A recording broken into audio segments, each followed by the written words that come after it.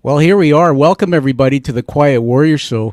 Today, we're live streaming across Facebook, LinkedIn, and YouTube, and you can find the productions of this episode we're taping today will be released on the Quiet Warrior podcast and as a YouTube premiere sometime in the near future. Everybody, I'm excited today to have a guest, and you can see him there if you're watching this live stream, Dr. Thomas Jordan. We've been having some fun before going live here. He's given me permission to call him Tom. I'm interviewing another Tom. That's a first. I want to tell you a bit about the greatness behind Dr. Jordan, everybody. He's helped thousands of individuals and couples enjoy more fulfilling relationships, experiencing more satisfying, longer lasting love lives as a psychotherapist. He's done that for 33 years. He's the author of a breakthrough book, and the stock ticker on the screen will tell you it's called Learning to Love, Guide to Healing Your Disappointing Love Life. There's much we're going to learn today. So Dr. Jordan, or I'll call you Tom, welcome to the show. Thank you for inviting me, Tom. It's been fun, and I want to just tell the audience that I celebrated my 25th wedding anniversary, January the 20th, and as I sat in a lounge with my wife, we were playing cards, and I read your book, and I'll tell you, man, talking to a guy who's had a train wreck of relationships in his life, I can be all open about that. My knowledge grew to a level, and I thought, I can't wait to interview you. So let's start with you. I'm going to put you on the spot. I know you have a good sense of humor like I do, I hope. Tell us one thing about yourself, Tom, that you think a lot of people don't know. That I changed my own love life as a consequence of learning a few things about love relationships. I learned in my personal therapy experience back in the 90s that I was importing a lot of what my mother had taught me that was unfortunately unhealthy in my love life. So I was repeating that over and over again, made some changes, tried to dissect what the steps are in doing that. And that became one of the reasons why I wrote the book, because I believe that people could become a little more conscious of their love lives as a consequence of reading something that was easy to read and pretty direct. And that was one of the reasons I wrote it. Absolutely. Hey, listen, why don't you do a quick commercial? We'll talk about the book a lot today. Hold it up there. Let us take a look at that cover. Okay. Oh, There it is. And then we all see right. it. Yeah. All right. Learning to Love. So those who will listen to the podcast, obviously you can't see it, but you can certainly go online and find that book. I highly recommend people do buy it. And you know what? Authors need to be known for their work. Let's give it a review, post it on Amazon or perhaps goodreads.com where many authors hang out. But I want to get back to what you said, because when I do my interviews, my head goes on a journey. This is called the hero's journey. And you said something interesting to me about your relationships, or what you saw when you were younger that was passed on to you. Tell us a bit about that. Where were you born, and a little bit about your mom and dad before we go further. Uh-huh. I was born in New Bedford, Massachusetts, and I'm Portuguese by heritage. My parents were born in America, first generation America, and my grandparents lived upstairs, parents downstairs, myself, my three brothers, and they owned a grocery store, ethnic grocery store, and it was a kind of quiet little suburban community I grew up in. Um, my mother was a little bit unhappy in the course of her life, and guess which son sat at the dining room table listening to her unhappiness? That would be me. And from that experience, I learned certain things about love relationships that I brought into my love life. So I learned Yeah. that eligible women, are controlling and dependent, and whether they were or were not in the course of my love life, I expected they would be, and as a consequence, had a number of repeating love life disappointments. So um, I was able to, in my personal therapy experience, understand that that was a problem, and I stopped using what I had learned as the template to formulate and put together my own love life, and began to challenge what I had learned. So I was able to revise that, understand that independence and not being controlling was a better blueprint to use in my love life. And eventually I found my wife. She found me. And we've been married for 27 years. Well, So first of all, congratulations on the 27. I mean, you're thank two you. up on me, so I will be catching up.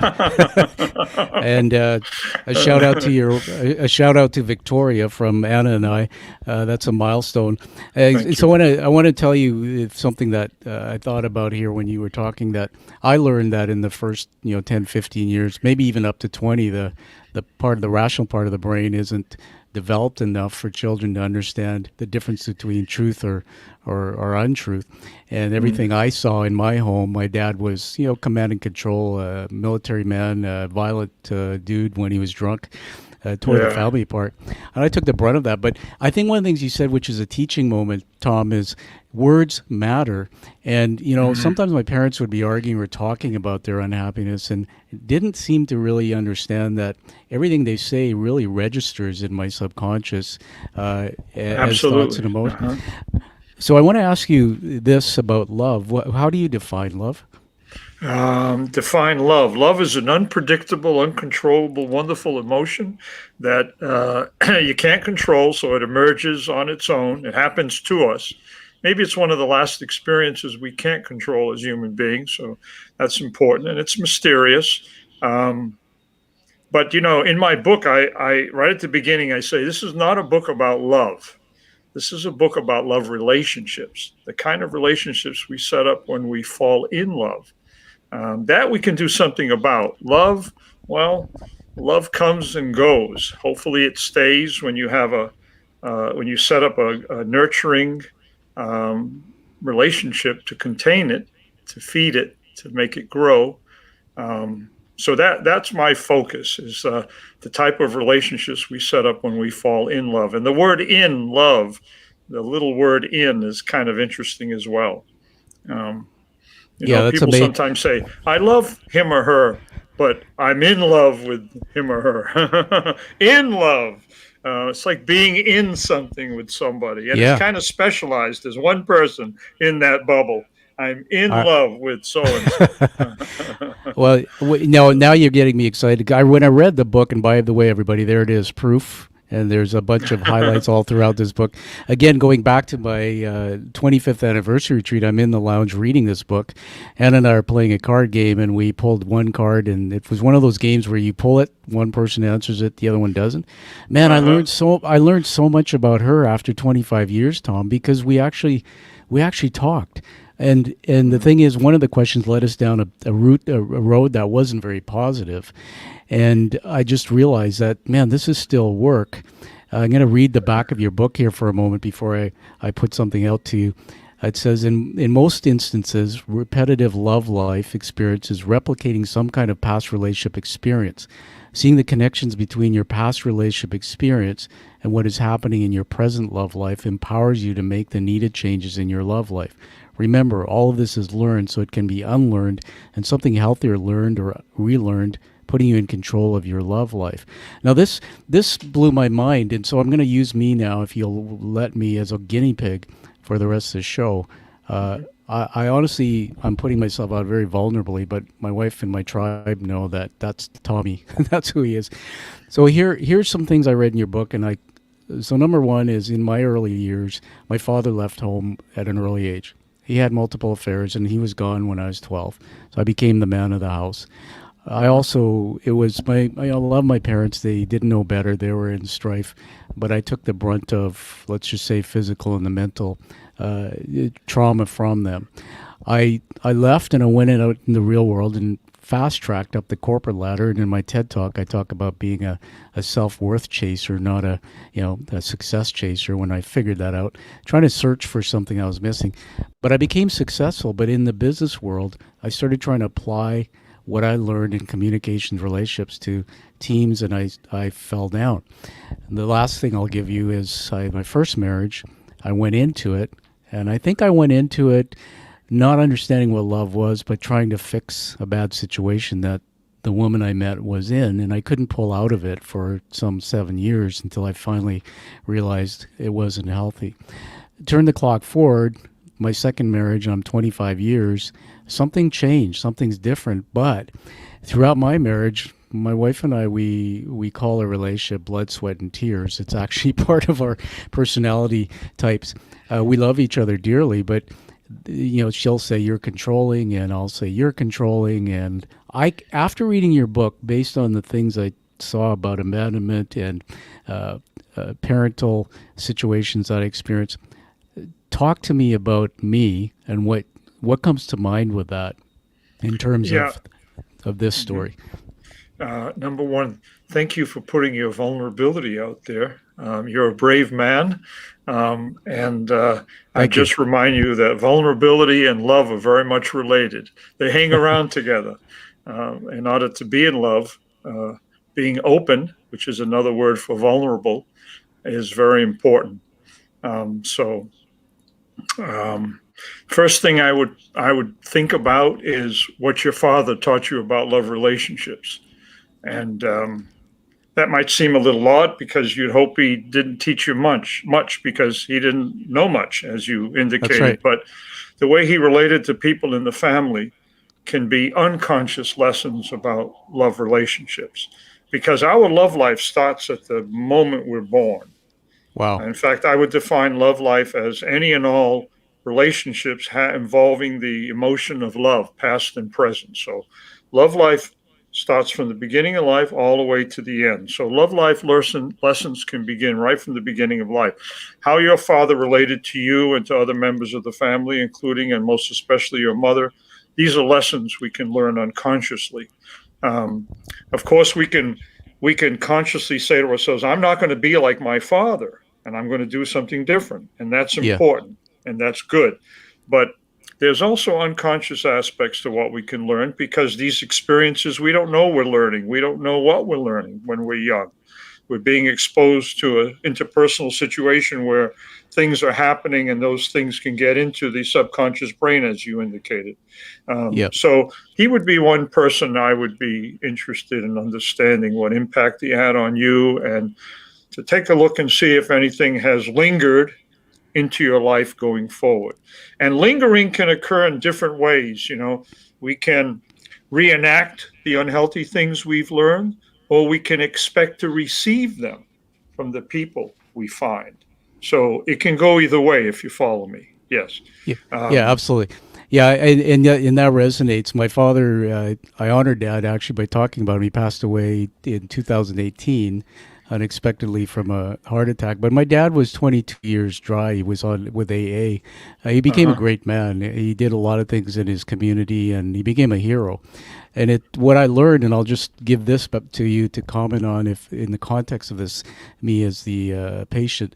My dad, I learned, grew up in Fiji, the Fiji Islands. He was a Uh-huh. son of Indian parents. He was pushed off a bridge. That's how he learned to swim. His father Oh, was a chronic alcoholic and passed away oh when he boy. was young. Mm. And then Dad got it. Dad was in the Mormon, believe it or not. Didn't smoke, drink. And then when he met my mother, my mom said he's like my little Elvis. He was this good-looking guy, no drink, no Mm. smoke. Get in the army, and boom, everything changed. The power of command and control they teach, but he became a pretty bad drinker. But Mm. what I learned is I met with him and made peace before he passed a few months, and I said, "Tell me about your dad. Tell me about your growing up." And what I learned, Tom, is that he passed on things to me, but I never knew his story. That the things Uh-huh. he went through, his Yeah. blueprint was. So maybe you can just talk about that. Anything you want to say? Well, I think that the fact that you're asking questions about it is great.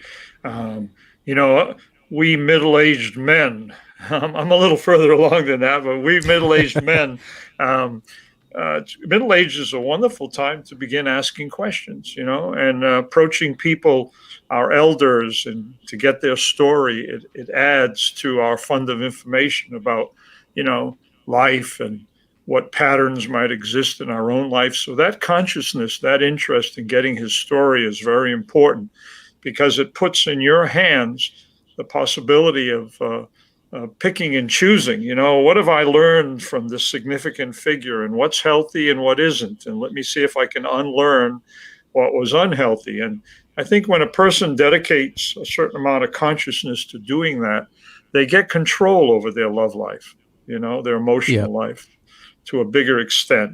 And that's important to make change. Consciousness is always the first step. So, interviewing our parents is a wonderful example of that. Of course, some parents might participate in that interview and others may not. I mean, That's I right. tried interviewing my mother about some of the child control tactics she used when I was a child, and she unfortunately could not get into it.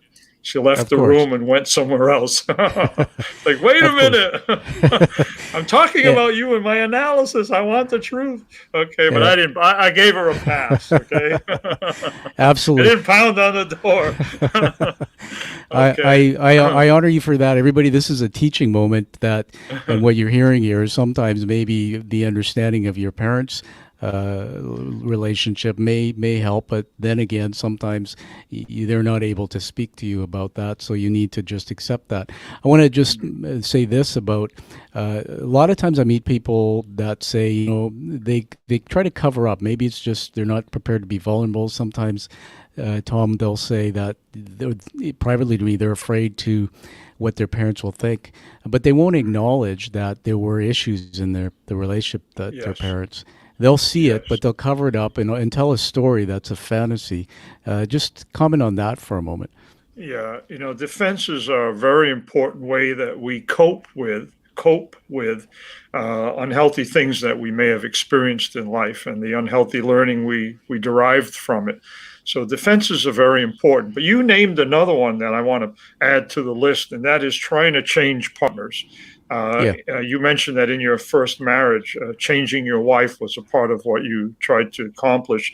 I find that with people I work with, that can cause a lot of misery. I mean, I like to think that when you try to change a partner, you get the two R's, and that's not rest and relaxation. It's resistance and resentment. that's right. uh, so, and I haven't met, I've been in practice for a long time, but never met anyone who successfully changed somebody. I'm still waiting. I worked on my own mother for years. She was my first unsuccessful case, right? No, it doesn't work that way. People have to be motivated to change. This is what I've found. But defensiveness, the idea that if you open that door, you're going to feel uncomfortable, you're going to feel vulnerable, or you're going to feel some unresolved hurt. That's a big hurdle to working on the love life, for example. And there are a million different types of ways people protect themselves from the discomforts that you can have. But you get rewarded for opening that door. You get rewarded for looking inside to work on your love life. The reward is learning something different that produces a more successful love life. And I want to add something that's important, Tom. In the book, I talk about the psychological love life, as you remember, and that's a very Yeah, important concept. Um, the what I'd like to teach people is that if you want to make permanent changes in your love life, right? Healthy, permanent changes in your love life, you do that on the inside of yourself first. And so the idea of a psychological love life means trying to find out what the patterns are that you bring with you into your love relationships. That's your psychological love life. It consists of the relationship experiences you've had in life that have taught you about love relationships, healthy or unhealthy. It also consists of what we've learned from those love relationships, our beliefs and the behaviors that occur when we're in a love relationship, and it also contains some of the ways we protect ourselves from learning what's happened in our love lives or what we've learned in our love life. So that's your psychological love life. To change your psychological love life is a very powerful way of making permanent changes in what goes on in love relationships. So in the book, I talk about a three-step method of uh, trying to find out what is in your psychological love life so that you can steer it in a healthier and different direction by unlearning things that are unhealthy that you've learned in the course of your life. So the psychological love life is a very important internal blueprint template for what occurs in our love relationships repetitively, because sometimes these patterns repeat. Um, Now that's fascinating. Everybody, if you've just joined us, we're live streaming here. This will be produced in the future as a podcast and a YouTube premiere with Dr. Thomas Jordan. We're calling each other Tom today. And the book is Two Learn Toms. to, the Tale of Two Toms. So the book. Right. That's true. Very true. That's, exactly. And I love his sense of humor. The book is Learn to Love, Guide to Healing Your Disappointing Love Life. So much we just heard. There's teaching moments here. I just want to play it back. You just heard Tom talk to us about our psychological love life, a bit of a blueprint that we have. And when I read Tom's book, you get a chance to take a look at what are you carrying with you. I like to say, why do you do what you do? And Tom, I always like to joke about this because I'm a corporate trainer in my company. I go out and teach business leaders. I do workshops, and I'll usually say, when the relationship goes bad and people are sitting around the bar or the coffee shop having a drink, what do you usually hear? What do you usually hear the person saying? And the fingers usually pointing that way. Right. She was this, he was, and what Man, we've he was heard. that. Totally. And Right. what we've heard you say today is, you have a blueprint that guides you, that creates a why you do what you do in love life and other relationships. Most people don't take the time to learn what that is. And I recommend through some of the work that you're doing that people find that out, and then work with someone like a Dr. Thomas Jordan to walk with you, because I don't believe that people can do it on their own. I want to ask you another quick question if you want to riff on what I just said. The question is about how discovering a healthy love life after so many relationships have gone bad. How do we do that? Now that we know the blueprint, that maybe there's some rules we carry with us, how do we unravel that? And do we go find somebody else, or can we resolve our Mhm. relationship if the person we're with maybe hasn't done that kind of work?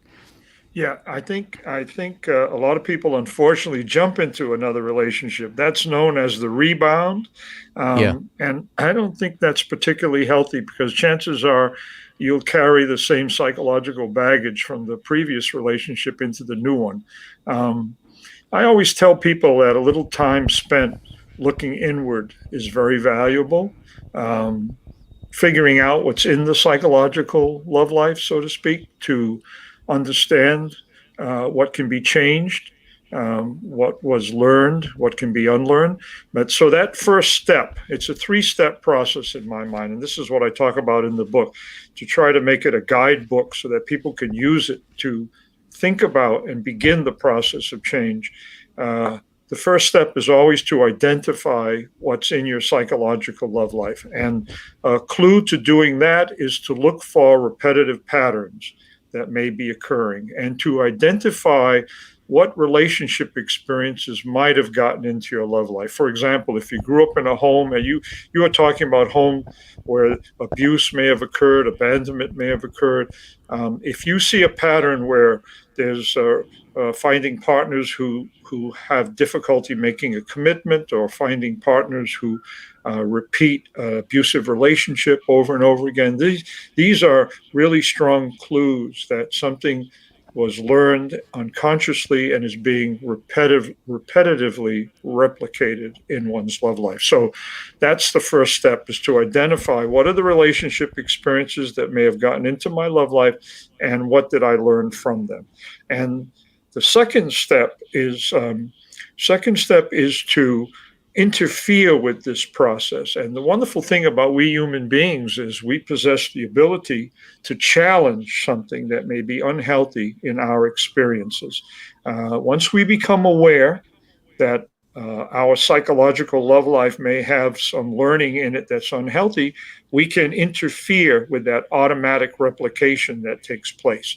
Um, it's sort of like challenging a part of ourselves that needs to be taken care of, or needs to unlearn something. And it's very possible to do that. The awareness that we have in many instances is an awareness of some part of ourselves that is not working properly or is not producing the kind of results that we want. So being able to have that, what I think of as a therapeutic split between the part of us that knows there's a better way and the part of us that may be committed to something unhealthy.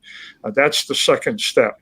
Um, to become aware that we can't allow this replication to continue controlling our love lives. The third step is to understand that practicing the opposite of what we've learned can be very important. For example, I have seen many people over the years who unfortunately had an abandonment early in life, and as a consequence, a pattern of non committal relationships, either because people cheat or because they can't make a commitment or they're not emotionally available for whatever reason, that gets replicated. So, being able to identify that and understand the opposite is to find someone who's emotionally available, someone who can make a commitment, and to become sensitive to finding someone who practices that. So, at the level of the third step, you're trying to shift your love life into a healthier and new direction. You're practicing the opposite of what you learned in your life.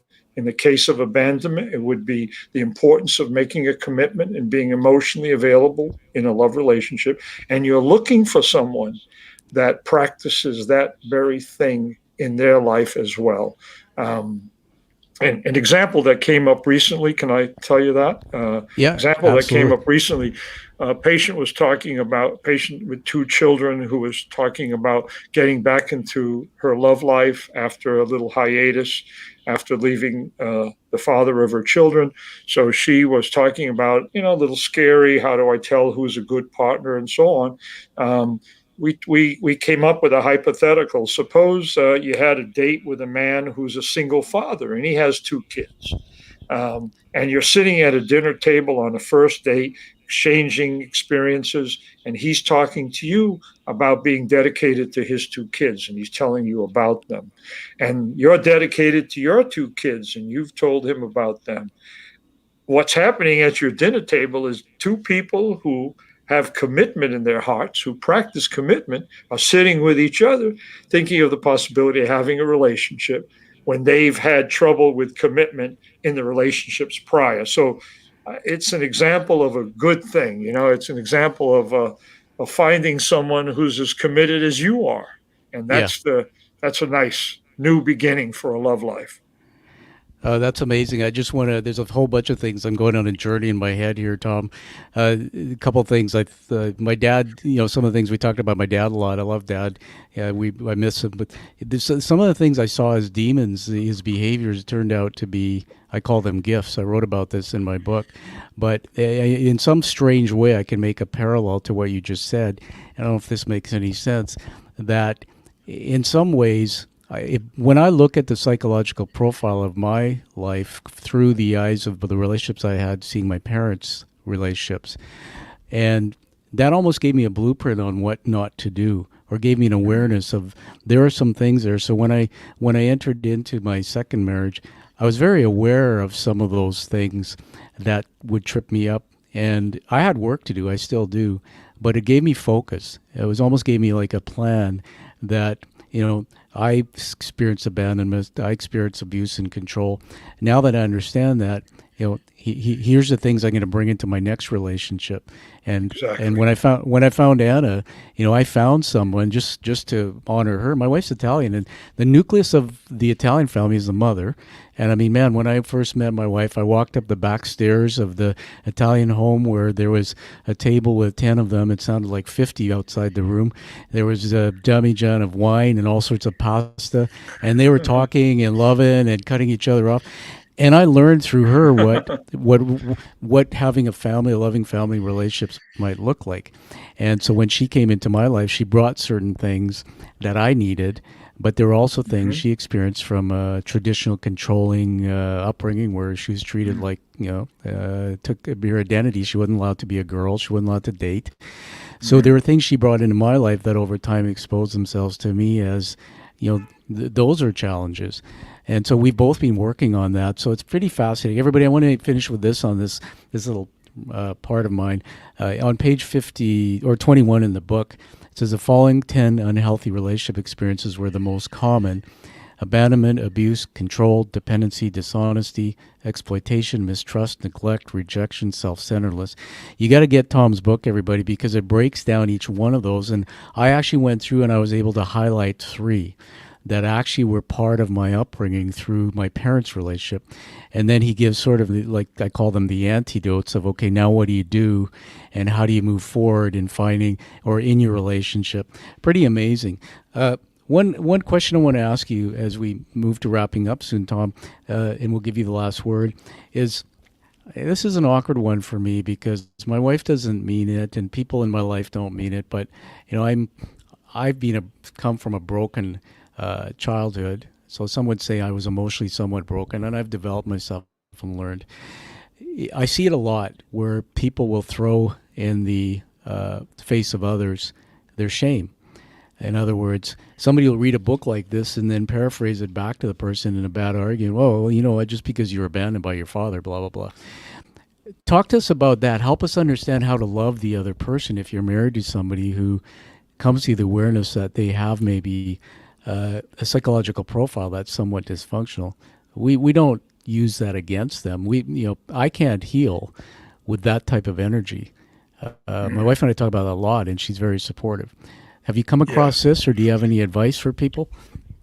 Well, you're again talking about defensiveness. When people do that, try to shame someone or try to use knowledge against someone, I think they're being defensive. I think their own vulnerabilities at stake.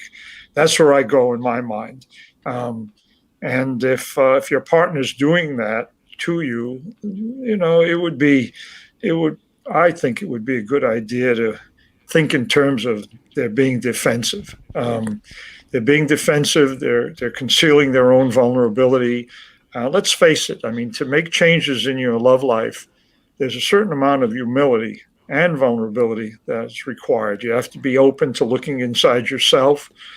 So things like using knowledge against your partner or being defensive, that's only communicating that you're uncomfortable looking at yourself in the mirror enough to realize what it is you need to change. And I would remind that person that making changes in what we do in our lives as we grow older, in particular, especially in middle age, is a wonderful opportunity. Um, it's a wonderful opportunity. And I think, and I try to push this idea in the book, I think learning has a lot to do with it. And the good news about that is that, learning is our greatest asset. It's also our greatest liability. You can learn stuff that's unhealthy and problematic, and you can repeat it over and over again and not even know you've learned it. But the opportunity to learn something new and to unlearn what is unhealthy, that's our greatest asset going forward. So thank you for the That's opportunity of having a forum to say that. well. I'm really Thank you for grateful. thank you for saying it, everybody. Teaching moment from Dr. Tom. There, you got to come back and listen to this part of the show. And if you've been watching the live stream, one of the fun things, Tom, we have is we have people watching and able to comment. And we just put up Mhm. on the screen a comment from Linda. Just as we were talking, she said people connect on a wound, and then she said spot on. Man, you got a fan out there. Now I happen to Ah. know her. I interviewed her, and she has an incredible story of her own coming from an interesting relationship situation. I'm so inspired, Tom, by you and your work and this particular book. I want to just share one more thing that I thought about. Through my concussion, which you and I talked about offline, I'm recovering from a 2-year brain injury, and I'm doing well. That I learned I was sent to CBT, cognitive behavioral therapy, and I learned about neuroplasticity. And Mhm. here's hope, everybody. As you're hearing Tom talk about, I've learned that the brain can reteach itself to think. We can change the Mhm. meaning of thoughts. And so this is a gift because in Tom's book, he shows us how to identify our psychological profile, which I'm going to call "Why Do You Do What You Do in Relationships," and then we can rewire, we can change the way we behave, the way we think about relationships and what we do. It's amazing. So, Tom, I'm so excited. We could talk forever. We'll have you back again. I want to give the last word before I honor you with a couple things on how can we get a hold of that amazing book, and where can we get a hold of you, sir? Amazon.com and other book distributors as well. I also have a website, the lovelifelearningcenter.com. It has a lot of nice articles about how to have a healthy love life, keep a healthy love life going. You can also get the book through that website. Um, I opened the website back in 2012 as like an online library of articles that people could use to get the straight scoop about love life issues. So I have about 300 articles on there now. So, um, Wow. and I'm in New York City. I'm also open to love life consultations via phone. My wife and I, by the way, if anybody needs a little work, help, a little support as they go through changes in their love life, I'm open to that as well. My phone number's on the website, so is my wife's. Um, I want to say one thing, if I can. You're an inspiration. Yeah, you, Thank you. Tom Dutta. Thank you for thank you for giving me the opportunity to meet you. Your openness and your honesty and openness about yourself is truly an inspiration. I want to say that absolutely. Thank you. Well, thank you, Tom. All I can say to you with the heart is, I wish I was you, man. And Yeah. No, you I, stay you. It's good. so on that note, and I like your sense of humor. That's something I've got in spades. Probably helped me get through a lot of things in my life. That Absolutely. It's one of our better qualities, right? Absolutely. So I want to say this, everybody, that you've heard me talk about this before, that as a CEO myself and somebody who's worked in business for a long time and been married a couple times, we can't walk alone through chapters of our life. Whether you experience the loss of a loved one, a loss of a job, maybe depression, or even a relationship gone bad, you need to reach out and find someone to walk with through that chapter. And so when Tom says reach out to me, I encourage everybody to reach out. I'm going to put in the show notes lovelifelearningcenter.com, a huge amount of resources there. But even if it's for a consultation or a talk, no matter whether it's Tom or somebody else, everybody, you can find happiness on the other side of whatever it is you're dealing with. I promise you that. Absolutely. I've done it. I've done it in my own life, and Tom's helped thousands of people do it. Tom, I want to honor you with a few things. I do this on all my shows. You see my head turning, writing notes. Those listening couldn't see that. These are leadership words. They just come to me as you're speaking. First one is love. Your love. Number two is wisdom. There's a ton of wisdom in your mind from the work you've done. And what we've discovered is you're walking the talk. You're what I call the hero's journey. You experienced difficulty in your own early life and did something with it to help others. Your vision, you can see a future. I could see that in your book, a future of having happier people and loving relationships. And then the last one is mentor. This one's important to me. They say when you need to become something, you go find somebody who's done it. Well, everybody, Tom is a mentor in this category. And I'm going to now induct you into the Quiet Warrior Tribe. I bet you didn't know I was going to do this to you. Thank We're going you. to give you Thank you. an award. When I started the show, Tom, I created an award. You can see behind me there the screensavers. Hmm. Uh, this is a challenge coin. They originated in World War II. I had these minted in the United States. They're hand painted and beautiful. The front is the image of the show. The back is actually Joseph Campbell's hero's journey narrative, which is the theme of my show. Comes in a cherry Uh-huh. box, and every year less than 50 of these go out across the world to people like you who will check their ego at the door and show vulnerability. Is that a celebration going on there, and show vulnerability and come on and tell their story of what they're doing to help people in the world. By receiving this coin, Tom, you officially become a quiet warrior. We have them in about 7 or 8 countries now, and know that you're connected to all of those people. You can find them through the archive of my show. But thank you for doing what you're doing, sir, and be Thank happy you. to have Thank you you back very on much. again. I'm honored. I'm honored. Thank you. You're welcome. All right. Well, everybody, we're going to wrap up this show. It's been a great one. Listen, it's going to be produced and released on the Quiet Warrior International podcast and also as a YouTube premiere video. This will come up in the future. You'll know about it. Please go to Tom.a YouTube channel or certainly find any of my social media feeds where you can find this taping as it sits now. Enjoy it and find it and support it when we release it so we can honor Dr. Thomas Jordan's work. Tom, thanks for being on the show. Thank you, Tom. Thank you. Be well. Stand by.